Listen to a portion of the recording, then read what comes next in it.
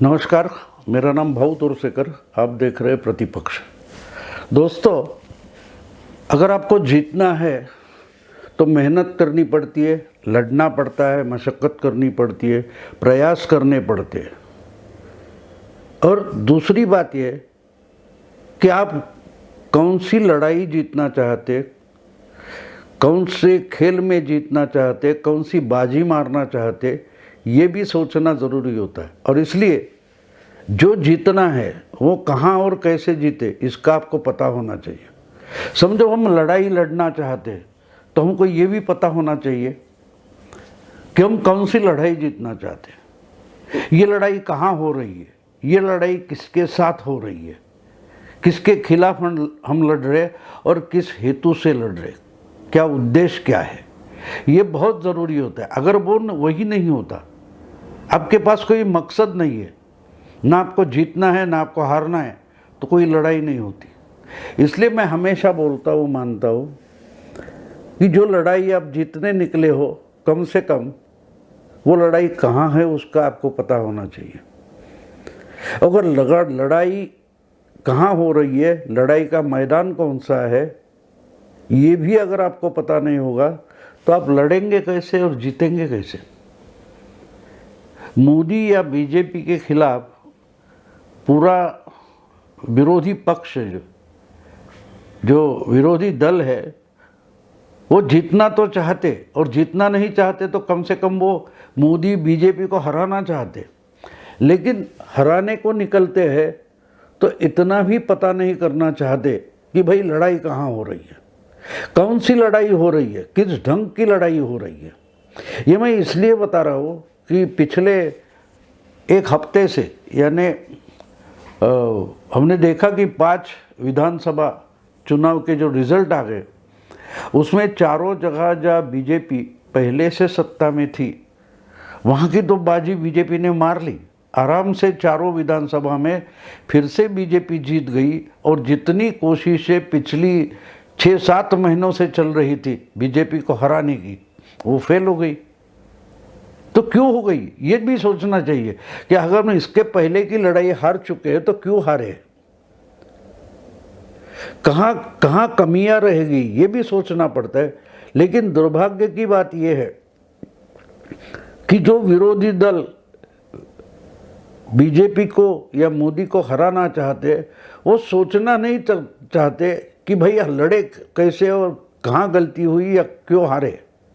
ये मानते हैं कि जनता की दिशा भूल हो गई है, जनता ने गलती की है, वोटर ने, मतदाता ने गलती की कि बीजेपी को चुनकर दिया है, ये गलती मानते।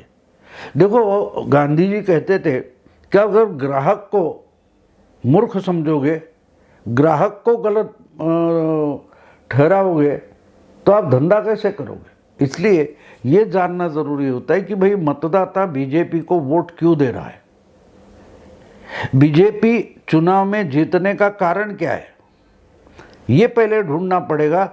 और उस एरिया में, उस क्षेत्र में बीजेपी से अपनी ताकत बढ़ानी पड़ेगी।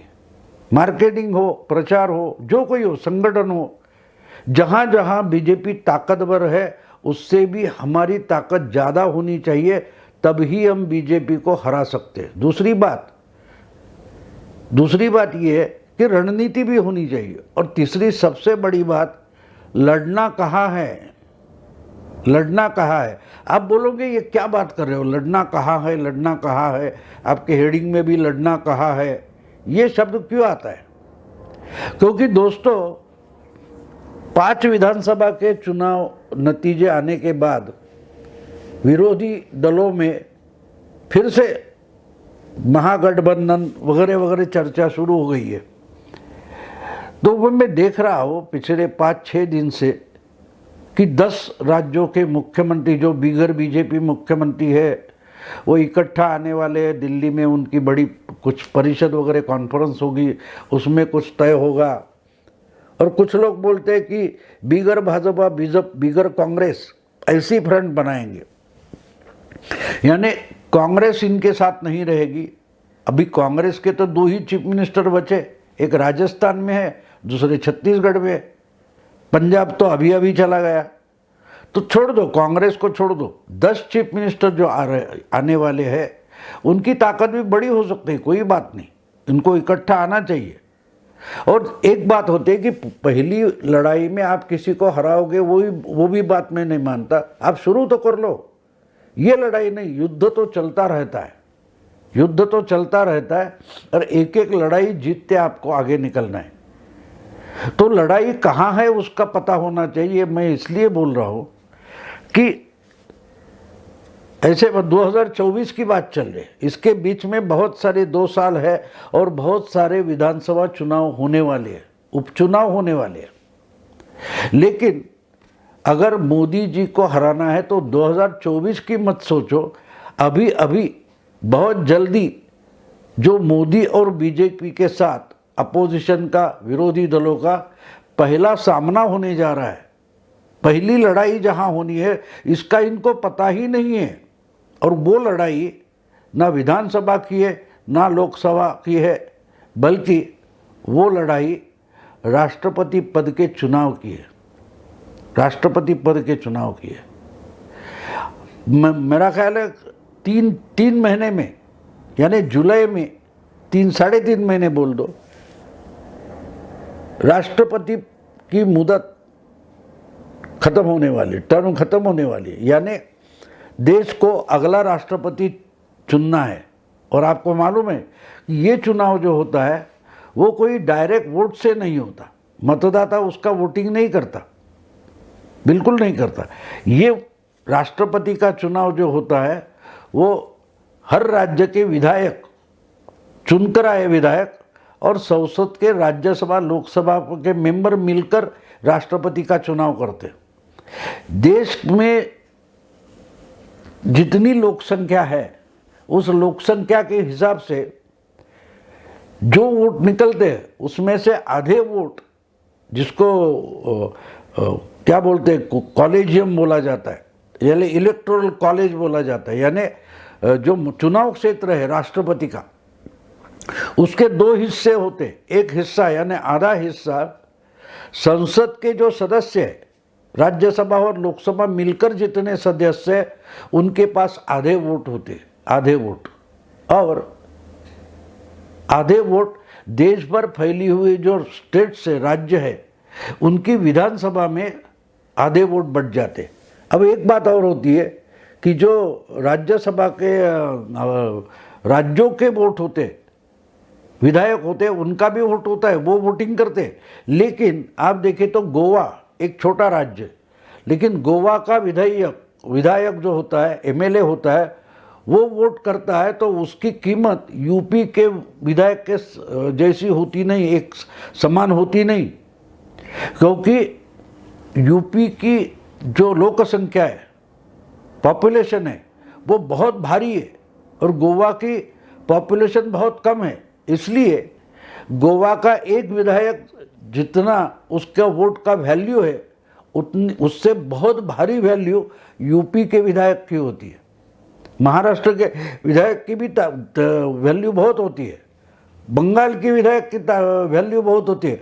उतनी वैल्यू नागालैंड या मणिपुर के विधायक की होगी। इसलिए हमारे इतने विधायक है ऐसा जो बोला जाता है ना, वो उल्लू बनाने की कोशिश होती है कि देश भर में कांग्रेस के इतने विधायक है, देश भर में अपोजिशन के इतने विधायक है, देश भर में बीजेपी को जो टोटल विधायक है, एमएलए है, उनकी संख्या तो बहुत कम है। ये जो बोला जाता है ये उल्लू बनाने की कोशिश होती है, क्योंकि उस विधायक की जहां वो जिस राज्य से आता है उस राज्य में उस विधायक का अधिकार या ताकत जितनी होती है उससे भी बहुत भारी ताकत या बहुत कम ताकत दूसरे राज्यों के विधायक या एमएलए की होती है।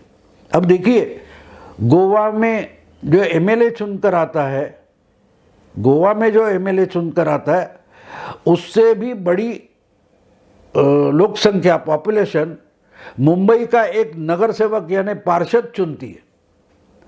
तो इसलिए मैं ये समझा रहा हूँ कि अभी एक बात है कि ये जो 10 राज्यों के मुख्यमंत्री इकट्ठा होने वाले, उनकी पार्लियामेंट में ताकत कितनी है और उस राज्यों की पार्लियामेंट में रिप्रेजेंटेशन कितनी है, ये सब सोचना पड़ता है। तो इसलिए सबसे पहली बात है कि ये 10 मुख्यमंत्री इकट्ठा होने वाले, कोई बात नहीं, अच्छी बात है, अपोजिशन होना चाहिए और अच्छा तगड़ा अपोजिशन होना चाहिए, लेकिन जो अपोजिशन है वो सिर्फ संख्या में नहीं होना चाहिए, उनकी खुद की ताकत भी होनी चाहिए, अथॉरिटी होनी चाहिए। तो इसलिए 10 राज्यों के मुख्यमंत्री कॉन्फ्रेंस में इकट्ठा बैठने से कुछ होने वाला नहीं, उनको एक दिल से लड़ना चाहिए, और अगर लड़ना चाहते हैं तो 2024 का इंतजार करने की जरूरत नहीं। आपको अपनी ताकत दिखाने की शुरुआत अगले राष्ट्रपति पद के चुनाव से करनी चाहिए, और जो चुनाव 3 महीने 4 महीने आगे है। गुजरात की विधानसभा बहुत दूर बाद में होने वाली है, हिमाचल का चुनाव है आने वाला, ठीक है वो, लेकिन सबसे पहला चुनाव और नेशनल लेवल का बड़ा चुनाव, इम्पोर्टेंट चुनाव जो 2024 की दिशा तय करेगा, वो चुनाव राष्ट्रपति पद के लिए होने वाला चुनाव है। और इसके बारे में अभी तक ना विरोधी दल चर्चा कर रहे हैं, ना सोच रहे हैं, ना उसकी कोई रणनीति बना रहे। इसलिए मैंने जो हेडिंग में लिखा है कि पहली लड़ाई कहाँ होने वाले, इसका तक इनको पता नहीं है और लड़ने निकले। हाँ, अभी चल रहा है क्या प्रशांत किशोर कांग्रेस की मदद करेगा गुजरात जीतने के लिए, या और कोई ममता और बाकी सारे लोग इकट्ठा एक 10 चीफ मिनिस्टर 2024 की रणनीति तय करेंगे। लेकिन जो 3-3.5 महीने बाद चुनाव होना है नेशनल लेवल का, राष्ट्रपति पद का, उसके बारे में ये लोग चर्चा तक नहीं करते। इसका मतलब पहली लड़ाई कहाँ है इसका भी इनको अभी पता ही नहीं है, ना उसके बारे में सोच रहे। 2024 में मोदी को हराना है, इसका मतलब आज नहीं हराना है। 3 महीने के बाद जो बड़ी लड़ाई होने जा रही है, और ये छोटी बात नहीं है दोस्तों। जब कांग्रेस बहुत ताकतवर पार्टी हुआ करती थी 70 के दशक में वगैरह, मैं बोल रहा हूँ 70-80 वगैरह, तो उस वक्त भी बहुत विरोधी दल दुबले होते थे। बहुत सारे राज्यों में कांग्रेस की सत्ता रहती थी, यानी कांग्रेस के विधायक जितने होते थे उससे आधे भी पूरे विरोधी दल इकट्ठा होकर एमएलए नहीं होते थे। फिर भी उस वक्त के विरोधी दल जो होते थे वो राष्ट्रपति का भी चुनाव लड़ते थे, छोटा मोटा चुनाव लड़ते थे, विधानसभा लोकसभा का चुनाव लड़ते थे, उसके सोच समर्कस को समझकर कुछ स्ट्रैटेजी बनाते। दुबले थे लेकिन लड़ने में माहिर थे। आहिस्ते आहिस्ते इसीलिए तो विरोधी दल की ताकत बढ़ी, और उनमें से ही एक थी बीजेपी, जो पहले उसको जनसंघ बोला जाता था, 80 के बाद उसने अपना नया नाम ले लिया भारतीय जनता पार्टी। तो वो जो एक समय एक दुबली 10 में से एक अपोजिशन पार्टी थी, दुबली थी, वो आहिस्ते आहिस्ते इस राजनीति से, लड़ाई से निकलते निकलते खुद को कांग्रेस की ताकत पर ले गई, और कांग्रेस को उसने दुबला बना दिया, क्योंकि वो रणनीति से लड़ती रही। एक चुनाव या एक लड़ाई में जो खामियां रही, कमियां रही, वो समझकर सोचकर जनसंघ या बीजेपी अपनी रणनीति हर चुनाव में बदलती गई, और होते होते एक दिन उसने कांग्रेस की जगह ले ली, और कांग्रेस बीजेपी की जगह तक नहीं ले पा रही है, क्योंकि जब बीजेपी ताकतवर नहीं थी फिर भी 4-6 राज्यों में तो उसकी बड़ी ताकत थी, वो कांग्रेस से टक्कर देती थी, विधानसभा में इतने जोर शोर से लड़ती थी कि 2-3 राज्यों में तो कम से कम बीजेपी सत्ता में भी आ सकती थी 70 के दशक के बाद। इसलिए मैं बोल रहा हूँ कि जो बीजेपी को या मोदी को हराना चाहते हैं, उनको सोचना ज़रूरी है कि भाई हम तो 24 की लड़ाई लड़ना चाहते हैं, लेकिन उसकी शुरुआत कहाँ से होगी, इसके लिए पहली लड़ाई कहाँ होगी? तो पहली लड़ाई ये राष्ट्रपति पद के चुनाव की होने वाली है। मैं आपको पिछले बार के आंकड़े बता दूं तो एक बात साफ है कि बीजेपी फिर से जीतने वाली है, उसमें कोई दो राय होने की ज़रूरत नहीं है। लेकिन अगर इस चुनाव में अपनी जो ताकत है उसका साक्षात्कार अपोजिशन या विरोधी दल करते हैं तो बीजेपी थोड़ी तो डर तो जाएगी कम से कम। अब देखिए, पिछले चुनाव में 65% वोट बीजेपी के जो उम्मीदवार थे रामनाथ कोविंद उनको मिला था, उनके खिलाफ जो कांग्रेस की कैंडिडेट लड़ी थी, अपोजिशन की एक ही कैंडिडेट लड़ी थी जिनका नाम मीरा कुमार था, उनको कुछ 34% वोट मिला था, यानी कि लगभग दुगुना वोट बीजेपी के कैंडिडेट को मिला। तो मान लो 2/3 मेजॉरिटी से बीजेपी का कैंडिडेट जीता था। तो जो वोटर होते हैं, विधायक और एमपी बनकर जो वोट करते हैं राष्ट्रपति चुनाव के लिए, उनकी संख्या हम देखें, उनका बंटवारा हम देखें, तो आज भी बिल्कुल आसान बात है कि बीजेपी अपना कैंडिडेट लोग राष्ट्रपति भवन में डेफिनेटली भेजने वाली है।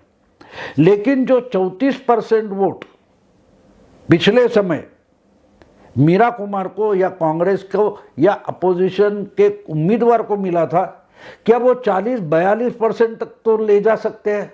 अगर ले जा सकते हैं तो वो बीजेपी के लिए बड़ा आह्वान होता है, चैलेंज बन जाता है।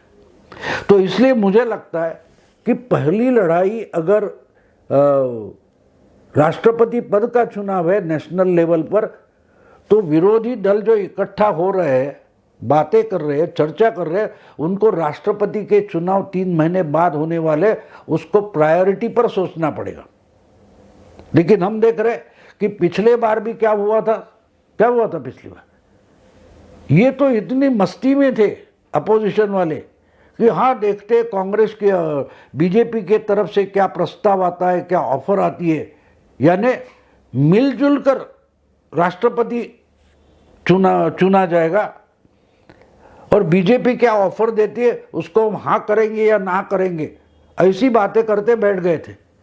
लेकिन इन्होंने बीजेपी के पास राष्ट्रपति चुनाव के लिए वोट कितने हैं ये तक नहीं सोचा था। इसलिए गोपाल गांधी को लाएंगे, इसको लाएंगे, ये चर्चा चल रही थी।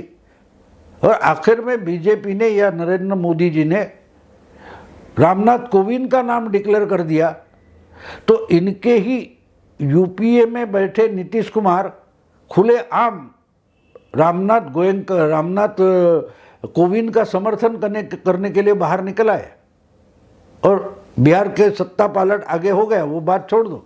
लेकिन बीजेपी के कैंडिडेट को उस वक्त इतने वोट क्यों मिले, उनके साथ कौन लोग गए थे, उसमें से कौन निकलने वाले, ये सब हम देखेंगे। बीजेपी के खुद के वोट कितने हैं ये भी देखना पड़ता है, सिर्फ दोस्त पार्टियों के ऐसा नहीं चलता। तो एक मैं मानता हूँ कि पिछले समय में बीजेपी के साथ टीडीपी थी, आज वो नहीं है। पिछले समय बीजेपी के साथ शिवसेना थी, आज वो नहीं है। लेकिन दूसरी बात भी हम देख सकते हैं कि पिछली बार जब राष्ट्रपति का चुनाव हुआ तब टीएमसी के पास 32 एमपीज थे बंगाल से, फिर 2 या 3 लेफ्ट फ्रंट के थे, 4-6 कुछ कांग्रेस के थे। बीजेपी के पास 3 या 4 एमपीज थे, आज बीजेपी के 18 एमपी अकेले बंगाल से है। यानी शिवसेना निकल जाती है तो उसकी रिप्लेसमेंट उनको बंगाल में मिलती है, इसलिए उस हर पार्टी के वोट कितने वो गिनना पड़ेगा। मेरे पास आज आंकड़े नहीं है, पर लेकिन मैं एक मानता हूँ कि आज भी बीजेपी के पास कम से कम 42 या 45% से ज़्यादा वोट खुद अपने ही हैं। हाँ, यूपी में उनके विधायक कम हो गए, यूपी में उनके एमपी थोड़े कम हो गए, लेकिन उसकी रिप्लेसमेंट कहीं से तो आई है। 282 एमपीज थे बीजेपी के, वो अब 303 तक पहुंच गए। तो ये सब देखना पड़ता है और इसलिए मैं मानता हूं कि अपोजिशन को सबसे पहले अगर 2024 की लड़ाई बड़ी होनी चाहिए और लड़ना, ताकत से लड़ना है, तो सबसे पहले राष्ट्रपति पद का चुनाव इम्पोर्टेंट मानना चाहिए, उसके लिए इकट्ठा होना है। ये तो प्रधानमंत्री का चेहरा कौन होगा इसी चर्चा नहीं है, सिर्फ बीजेपी के कैंडिडेट को हराने के बारे में हम कितनी एकजुट दिखा सकते हैं यही मामला है, उसमें चेहरा नहीं आता। सिर्फ वोट की टोटल दिखानी है, लेकिन उस पर चर्चा तक नहीं हो रही है।